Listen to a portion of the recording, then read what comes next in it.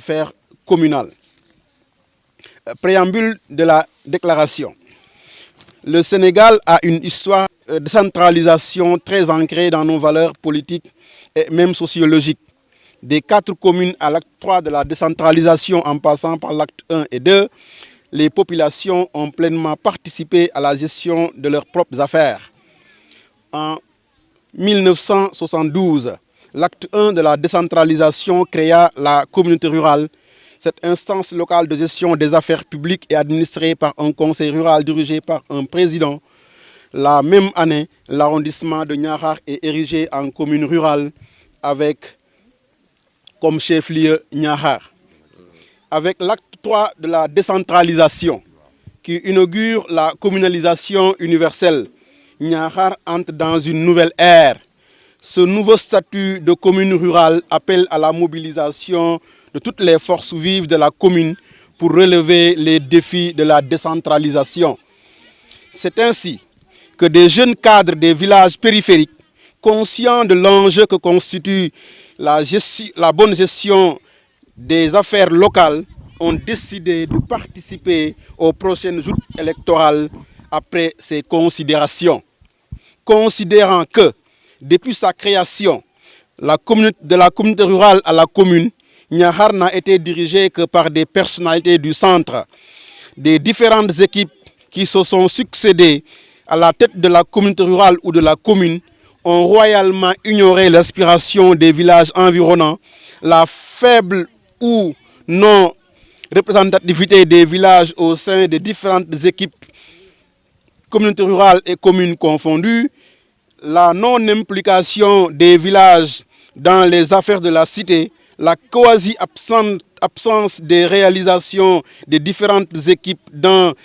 les villages, le manque de considération dont ces populations sont victimes de la part de celles du centre, l'échec notoire des multiples équipes qui ont eu à diriger la communauté rurale ou la commune dans plusieurs domaines, décident de lancer une large plateforme dénommée Coalition Alternative Périphérique CAP 22 en vue de conquérir et de gérer la commune de Niakhar. Cette présente coalition se veut un cadre de concertation qui entend fédérer toutes les forces vives des villages qui entourent Niakhar Centre pour nous, membres de cette plateforme, le moment d'une grande participation inclusive des communes dans la gestion des affaires locales a sonné. C'est d'ailleurs dans ce sens de la décentralisation. Nous sommes fatigués d'être à la remorque d'un centre qui ne se soucie guère de nos préoccupations électorales. Désormais, nous voulons voter pour nous et par nous. Mieux, aujourd'hui, ces différents villages disposent d'un potentiel humain de première place capable de prendre en charge les besoins de la population. L'heure a donc sonné pour une gestion participative et concertée des ressources de la commune sans exclusion de la périphérie. Notre coalition a déjà réfléchi sur un programme de gestion qui s'articule autour de 3 axes majeurs: éducation, santé, environnement et eau et infrastructure. Nous ouvrons donc nos portes à toute autre coalition ayant la même vision que nous pour que, ensemble, nous puissions relever les défis de placer la commune sur les rampes du développement. Mbokk yi ñu ngi leen di gërëm di leen di sant di gërëm mbooloo bi teew fii ñii jógee Puxam ñii jógee Mbinjeen ñii jógee Ngees wala ba ñu jóge sax ca Mbaan. tey jii ñu ngi fii ci Kanju di lancer benn plateforme bu ñu tuddee coalition alternance périphérique CAP 22. coalition bi li ko tax a jóg mooy dañu seetlu ne bu ñu créé commune rurale Niakhar ba léegi ba tey ñu ngi ci commune bi ñu jiite commune rurale bi wala commune bi ñu ngi jóge biir Niakhar te ñooñu di jóge biir Niakhar dañuy doyodil wala ñuy soofantal ñi nga xam ne ñoo dëkk ci dëkk-dëkkaan yi wër Niakhar. léegi nag comme dañ doon ñëw fii di wax pour ñu voter leen ñun dañ ne dootul voter kenn léegi ñun dañuy voter suñu bopp ndax dëkk yooyu nga xam ne ñoo wër Niakhar tey am nañ ay jeunes yoo xam ne c'est de jeunes cadres yoo xam ne mun nañ jël préoccupation seen dëkk moo tax mouvement bi jóg tey pour ne loolu amoon dootu fi am kon li amoon boog na woon ni mooy tey bu ñuy fal ay conseillers na conseillers yu jóge ci village yi boole ak conseillers yu jóge Niakhar centre pour ñu mun a former le conseil communal de Niakhar lii nag du ci conseil communal bi kese dañu bëgg lépp luy xew Niakhar léegi jeunes yi nga xam ne ñoo dëkk ci gox-goxaan yi wër Niakhar mun ci participer pleinement mu ci football bi mu ci bopp association boo xam ne dafay boole jeunes yi dëkk commune Niakhar loolu moo tax ñu ne suñ coalition buñ ko taxawalee muy coalition alternative périphérique CAP 22 dañuy boole jeunes yi bokk ci village yooyu yëpp wër Niakhar ba pare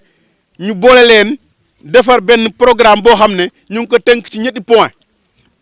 bu njëkk bi mooy éducation ku ne xam na lu njëriñu éducation ci réew waxatuma la nag ci village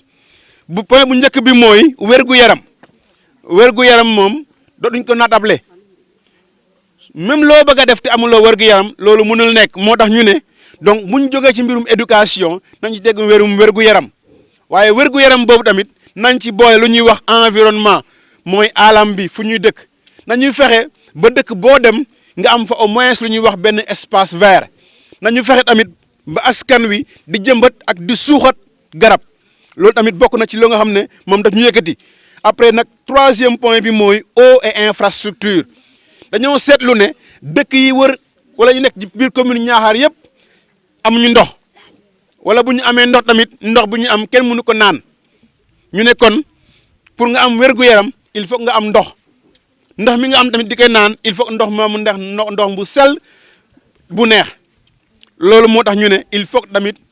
suñu mouvement bu ñuy lancé ci programme am nañ ci boole affaire ndox